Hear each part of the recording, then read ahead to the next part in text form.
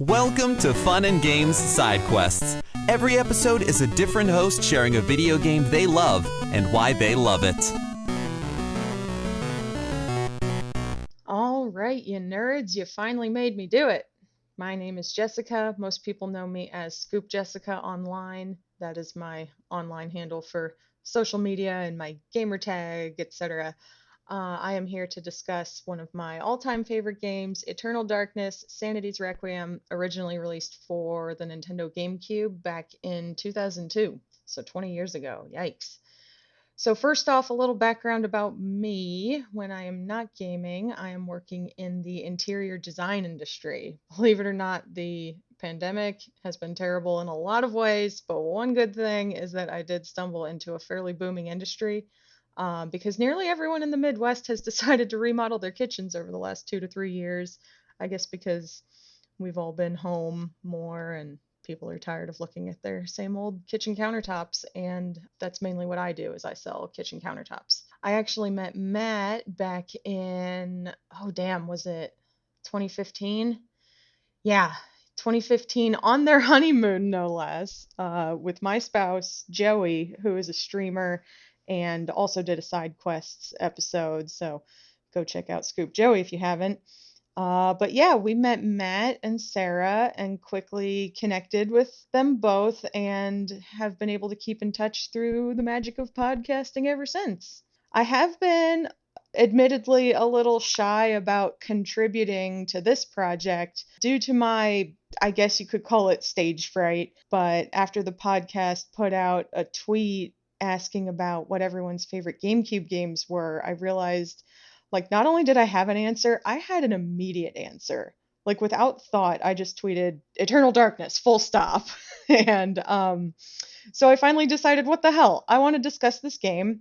I feel like I could give a TED talk with little to no prep. You know, that's kind of one of those icebreaker questions that often comes up in various situations. If you had to give a TED talk, what topic would you be confident enough to discuss? And I think Eternal Darkness is kind of my answer to that. You know, again, in the hypothetical sense, if I didn't have stage fright, I'm not jumping on any TED Talk stages anytime soon here. But yeah, it's just one of those topics where I just could ramble on and on about it, which is something I tend to do anyway. So here goes. Eternal Darkness is an action adventure game, action adventure / horror specifically. It has some distinctive features from other games in the horror genre, but it certainly exists within horror as far as its relation to literature specifically. So what do I mean? Well, the game itself opens with a full screen quote from an Edgar Allan Poe poem, specifically The Raven, but you'd never know because they intentionally clip it in such a way so that it doesn't rhyme, which really, takes away from that highly recognizable sing-songy nature that The Raven has. We all know The Raven, right? But so that coupled with the really over-the-top creepy guy narrator voice, he really sells it deep into the darkness, and so that plus the dark imagery that immediately flashes across the screen after the quote is read is what makes me believe this choice was intentional. I mean, that they kind of shifted the tone of a highly recognizable poem in order to I guess lay the groundwork for the game's whole motif and just the sort of horror aesthetic of it. So in addition to that sort of literary reference right off the bat, what quickly becomes apparent is the game's clear inspiration from H.P. Lovecraft. So H.P. Lovecraft, we all know Cthulhu, and there are certainly elder god type bosses that do resemble that creature in the game itself. But there are additionally almost direct plot lines and even quotations lifted from lesser known Lovecraftian kind of bits. Like I'll just throw out, may the rats eat your eyes, because that immediately comes to mind. If you know, you know. I'm not trying to spoil anything with this. So basically, I'll just say in the game itself, you as the player, your name is Alex Roivas. You take on various roles of your ancestors after you've been called to investigate the death of your grandfather in his home. So this game is set in quote unquote present day, which means buckle in, the year 2000. I know, wow, we're all old, right? Um, so essentially, your situation devolves quickly into a battle for kind of all of humanity. I won't go through the super detailed aspects of the story or the plot because obviously my goal here is for you to play this for yourself. But basically, if you love playing as a variety of characters, traveling through various times and settings, and I mean, let's be real here, shooting zombies. All right, yeah, I'll say it. I'll say it. There are some highly cerebral plot lines going on here, but at the end of the day, you also just get to blast the heads off of zombies, and it's great. But yeah, honestly, if all that sounds good, then this game is probably for you. I could discuss the graphics, which I think are perfectly wonderful for the time, but nobody ever seems to really agree on what actually constitutes good graphics. So instead, I'll just give you some sort of fun facts about this game that I think you should just be aware of if you're interested in it at this point. Um, so it was actually the first ever M-rated game published by Nintendo, and it was also the first game published under Satoru Iwata's presidency.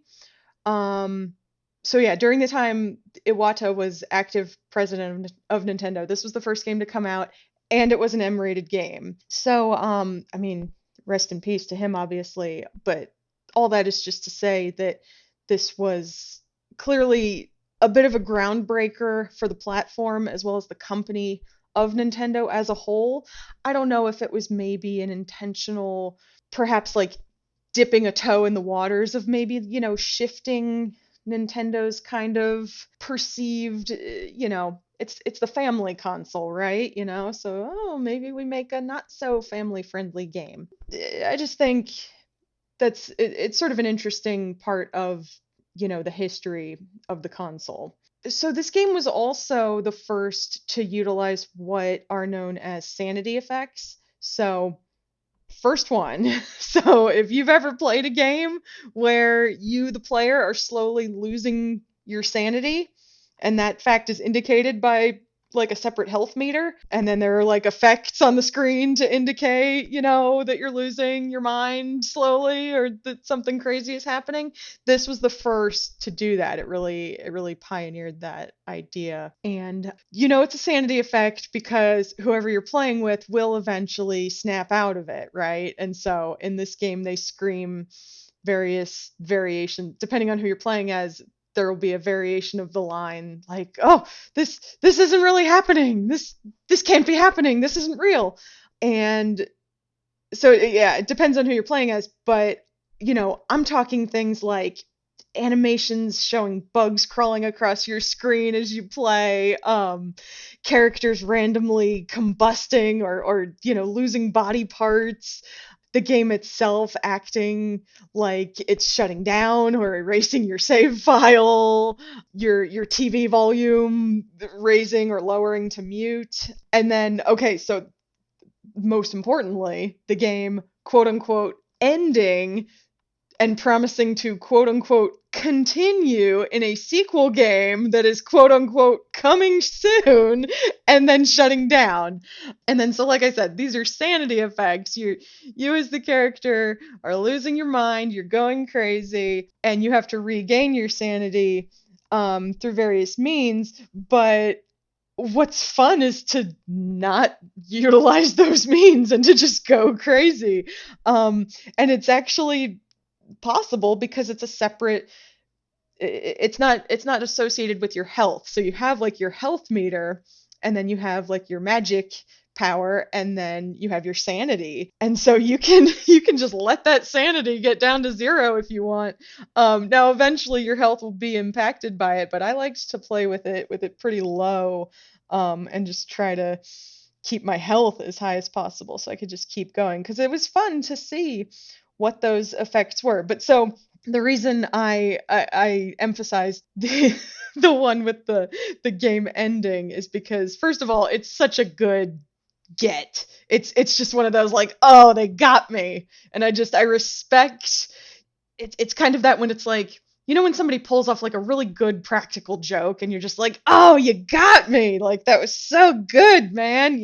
It's that kind of energy. But so specifically, the reason that is so interesting is because, and I guess this honestly really isn't the time or place to discuss it too in depth, but there was, in fact, a sequel planned to this game. It's honestly an entirely different discussion and a hugely controversial topic. So I invite you, if your interest has been piqued at all by this so far, I invite you to research Shadow of the Eternals. Just a quick Google search of that phrase will send you down a rabbit hole of an infamously failed Kickstarter campaign and just all the associated drama. So fun stuff for real. Now, I will also say, people who know my style of gaming know that I am a completionist, and I will happily sink hundreds of hours into playing a game if it really grips me and if I really love it. I tend to be pretty picky with games, but when I go, I go all the way. And I mean, I will just sink hundreds of hours into it. I love New Game Plus features. I will gladly replay a game multiple times. So all that is to say, Eternal Darkness really caters to that, because there is a choice that you make early on in the game that allows you to take one of 3 branching paths. Well, so of course, once you complete that path, you can go back and make the second choice, and then again and make the third choice.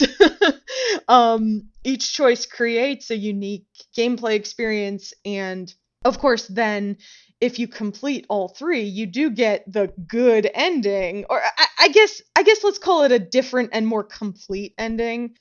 If memory serves, I think I can get through each third of the game in 20 or 30 hours. I know I've done it multiple times, and I've loved every minute of it. So anyway, I hope that sparks your interest. This was a bit of a step outside of my comfort zone, so thank you to Matt and Jeff for the opportunity, and as they say, happy gaming!